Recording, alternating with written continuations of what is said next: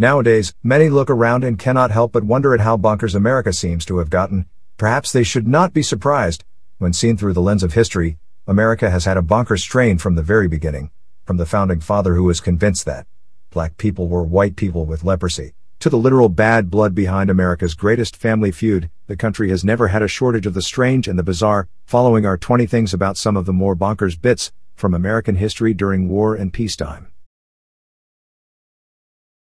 Number 20. Chaos. Before long, the fans in Cleveland were throwing not just plastic cups and firecrackers, but just about anything they could get their hands on, including hot dogs, rocks, batteries, trash cans and ripped out seats. One Rangers players estimated that at least 20 pounds of hot dogs had been thrown at him. So many streakers were getting on the field that piles of clothes began to form up. By then, it should have begun to dawn on the Indians that they might have skimped on security. They had hired only 50 personnel to secure the entire ballpark. However, there was a huge disconnect between what should have happened and what did. How did management actually handle the mounting crisis? By the 8th inning, just about anybody in charge or who worked for the Indians administration had left. Number 19. The Indians fans go to war with the Rangers. In the 9th inning, a seriously drunk fan jumped into the field, grabbed an outfielder's cap, and began running around wildly. When he finally dropped the cap, the livid outfielder kicked him. At that point, the Texas Rangers manager Billy Martin, who had never been known for cool-headedness, grabbed a baseball bat, turning to his players and rallying them like a Civil War colonel pumping up a regiment for a bayonet charge. Martin urged his team, "Boys, let's get 'em." Following their leader, the Rangers stormed the field with their bats, to do battle with the fans who by then had knives, chains, and other improvised weapons. In the ensuing battle between the Texans and the Indians fans, things started out well for the Rangers, but it did not take long before the locals' numbers began to tell, and they got the upper hand in this bizarre war. Number 18. Swat saves the Rangers. As Billy Martin's routed men fled the field, pursued by hostile Indians fans, it was only good fortune that kept the Texans from getting killed that night. The Indians manager, realizing that the Texans were about to get slaughtered, got his own players to arm themselves with bats, and rush them onto the field to protect the Rangers. In the end, riot police and a SWAT team arrived to break it all up. By then the tally for the night was over 60,000 beers consumed, almost 20 streakers, about 10 trips to the emergency room and 9 arrests. The game could not be resumed in a timely manner, so the Indians ended up forfeiting because of their fans' drunken antics, and because of their management's boneheaded role in causing the fiasco. Number 17. A momentous mishap. March 28, 1979, began as any other humdrum day. It ended as one of the country's more momentous days, when reactor number 2 of the 3 Mile Island nuclear generating station in Dauphin County, Pennsylvania experienced an accident. First, the plant's non-nuclear secondary systems experienced some problems. Then a relief valve in the primary system got stuck open. Between mechanical failures, poor personnel training and human errors, there was a partial meltdown, leading to a radiation leak. However, it took 2 days before government officials informed nearby residents to stay indoors and keep their doors and windows tightly shut to avoid inhaling potentially contaminated air. As seen below, the accident effectively doomed the future of nuclear energy in the U.S. Number 16. Dooming America's nuclear energy. The nuclear accident at 3 Mile Island was alarming. Cleanup lasted until 1993, cost over $1 billion, and residents nearby were worried about the exposure's impact on their health. However, various studies in and around the area since the meltdown only found a statistically insignificant small increase in cancer rates, and no causal connection between the accident and those cancers. The greatest impact was turning the American public against nuclear energy. In some developed countries, such as France, nuclear energy accounts for over 70% of electricity, and other European countries get 25% to 55% of their energy from nuclear plants. In the US, the figure today is about 19%. Before the 3 Mile Island meltdown, we were on track to get a steadily growing share of energy from nuclear, but the 3 Mile Island meltdown halted that growth. Number 15. America's first con man. Con men have been around since forever. However, the term con man itself, which is short for confidence man, can be traced back to William Thompson, a 19th century New York City small-time criminal, who talked strangers into simply handing him their goods. Thompson's standard operating procedure was to dress up like a well-off high-class gentleman, walk up to a high-class mark, and strike up a conversation as if the two knew each other. We have all probably been in a similarly awkward situation, running into people who know us. But for the life of us, we cannot remember where we know them from. Not wanting to give offense, we often end up acting as if we know exactly who they are. Thompson took full advantage of that. Number 14. When New Yorkers were not so cynical. Conman William Thompson capitalized on people's instinctive desire to avoid awkwardness and avert a faux pas. After a few minutes of shooting the breeze with somebody who did not know Thompson from Adam, while acting as if the two knew each other, the conman would make his move. He would ask his mark if he had the confidence to trust him with his watch, or a small amount of money until the next day. It was a simpler America back in the 19th century, and New Yorkers must have been quite different in those days. It worked. The mark, hesitant to give offense, often obliged. Unsurprisingly, the money or watch were never returned after Thompson walked away, leaving behind a bewildered Mark wondering at what had just happened. Number 13. Have you confidence in me to trust me with your watch? Conman William Thompson's modus operandi served him well. As a contemporary newspaper described it, for the last few months a man has been traveling about the city known as the confidence man. That is, he would go up to a perfect stranger in the street, and being a man of genteel appearance, would easily command an interview. Upon this interview he would say after some little conversation, "Have you confidence in me to trust me with your watch until tomorrow?"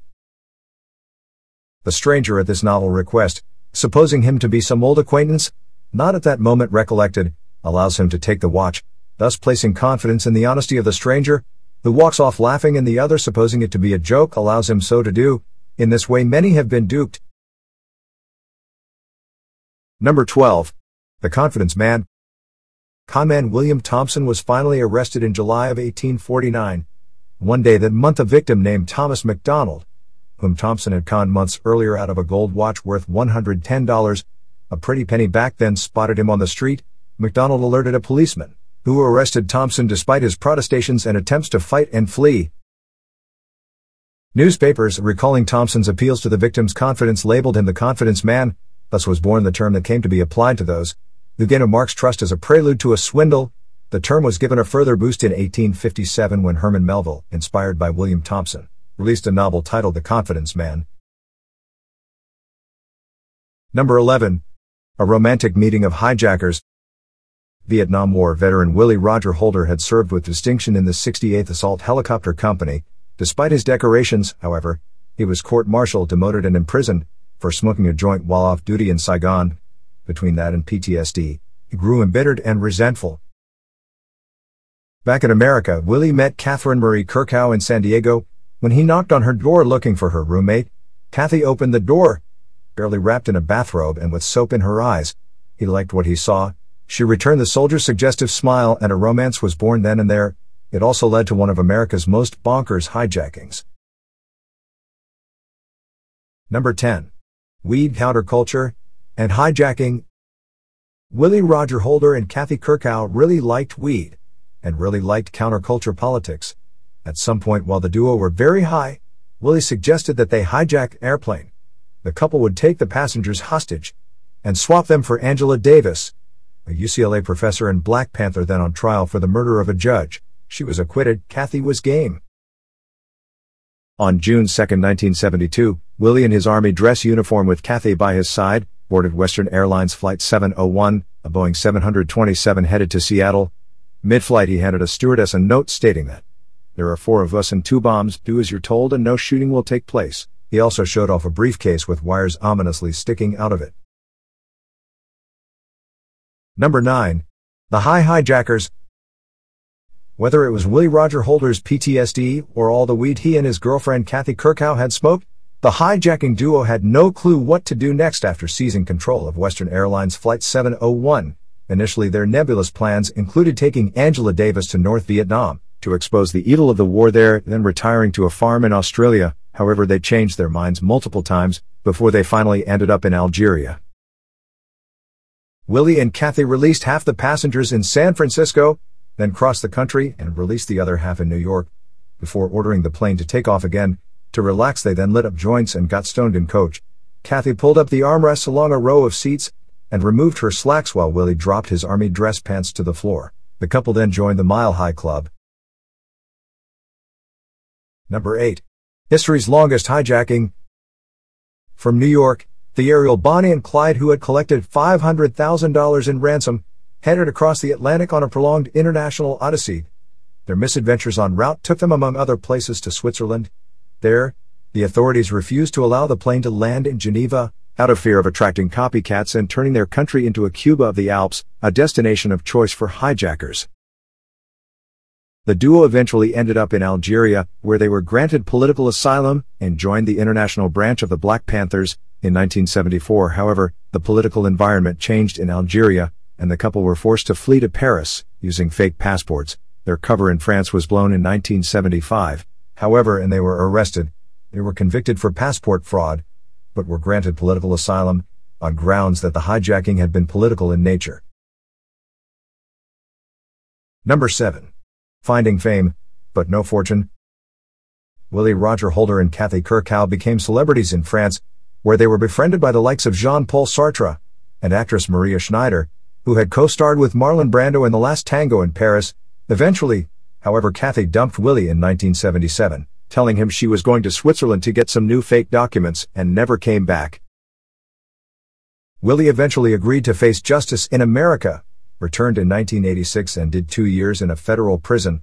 Upon his release, he struggled to find his place in society, and made a living mostly as a day laborer, before dying in 2012 at age 62. As for Kathy, she never resurfaced after vanishing into Switzerland in the 1970s. Number 6. Thomas Edison's war against AC electricity. Alternating current, AC, lights up our homes and workplaces, and powers up our appliances through wall sockets. AC is relatively cheap, and its high voltage allows it to be transported long distances. The other main current, direct current, DC, is relegated mostly to batteries. However, there was a time in the 19th century when the issue was still undecided, and powerful interests competed fiercely to decide whether AC or DC would dominate the world. AC had been invented by Nikola Tesla, and was supported by George Westinghouse, who pushed it as the best means to bring electricity to the masses. On DC's side was Thomas Edison, who had developed it to power his light bulb. There was serious money at stake, so Edison launched a smear campaign against AC, on grounds that it was unsafe and deadly. He went to great lengths to make his point. Number 5. The Wizard of Menlo Park went to extremes. Compared to alternating current, direct current is crappy because it is weaker, and can only be transported short distances. However, Edison had already invested millions in DC, and he was not about to let the upstart AC flush that investment down the drain if he could help it. So when a dentist named Alfred Southwick sought his help to develop a humane method of execution by electrocution, Edison decided to turn AC's strength into a liability by highlighting its ability to kill. He talked Southwick into using AC in what became the electric chair. Also, to cement in the public's mind the link between AC's risks and its promoter, George Westinghouse, Edison coined a catchy term for the new method of execution, Westinghousing. Edison then went on a whirlwind public tour to demonstrate AC's deadliness, and used AC to publicly electrocute dozens of dogs, cows, horses, and a circus elephant named Topsy. Number 4. When America had hundreds of thousands of child soldiers. Today, child soldiers are a tragic phenomenon associated mostly with domestic conflicts in the developing world countries and failed states. However, there was a time when child soldiers did not even raise eyebrows in the U.S. The most extensive use of American child soldiers occurred in the country's bloodiest dispute, the U.S. Civil War. It is estimated that a fifth of all military personnel in the Civil War were under 18. More than 100,000 soldiers in the Union Army alone were 15 years old or less. There were even cases in which children as young as 8 were put in uniform. Number 3. America's child soldiers were often in even more danger than the adults in uniform. For the most part, child soldiers in the U.S. Army were utilized as drummers, buglers, cook's assistants, nurses, orderlies, general gophers, or put to work in other non-combatant positions. However, during the storm of shot and shell as battles raged, Civil War child soldiers were frequently just as exposed to bullets and artillery as were the grown men on the firing line. In the U.S. Navy, children frequently served as powder monkeys in warships, tasked during combat with rushing gunpowder from magazines to cannons. They were just as exposed to danger during action as were all other sailors aboard ship, regardless of age. Indeed, considering that they were scurrying about carrying sacks of gunpowder liable to go off if it came into contact with any spark or shard of flaming timber or scorching shell fragment. The little powder monkeys might have been at greater risk than the rest of the crew. Number 2. Child soldiers on the firing line. During the Civil War, the military made some nominal effort to keep its child soldiers safe. They were prohibited from fighting on the front lines or being present in the firing line during combat. However, children are children, full of curiosity and frequently heedless of and insensate to danger and mortal risk to life and limb. They often ignored the restrictions. During the war, there was no dearth of instances in which child soldiers snuck off to the firing lines in order to see for themselves the excitement of battle from up close. In the heat of battle, many picked up rifles and rushed into the maelstrom, fighting and dying alongside the adults. Number 1. Shortcut to instant age eligibility. During the Civil War, there were age restrictions on official enlistment in the military. In the Union, enlistees had to be over 16, however, such restrictions were usually honored more in the breach than in the observance. Many an underage northern boy eager to enlist had little trouble in finding a recruiter willing to sign him up so long as he was willing to put one hand on the Bible, raise the other and swear that he was over 16. Some children ingeniously reconciled their consciences with a lie by writing the number 16 on a piece of paper and sticking it to the bottom of a shoe, thus enabling them to honestly swear that they were over 16.